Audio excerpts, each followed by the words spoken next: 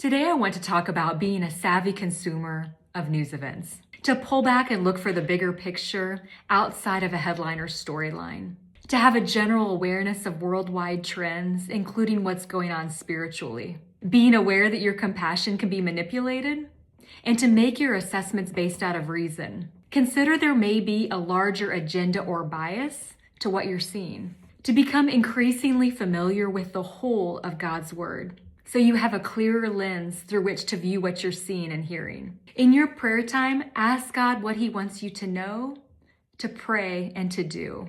Pray according to John 8:32, that He guides you into all truth, so that you will know the truth and the truth will set you free. It's a great prayer to pray over your fellow citizens as well.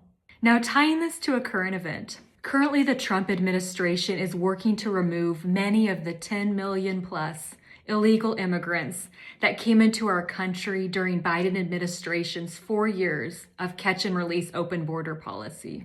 Here's some questions to ask yourself when you see these types of headlines. Why does the news media primarily report on ICE protests and not the violent criminal acts of the illegal immigrants being arrested? Why are school students from K through 12 around the country leaving their school day to protest our immigrations and custom enforcement officers? Why haven't we heard much about the huge human trafficking implications of the 4 years of open border policy and both the supply and demand that facilitated?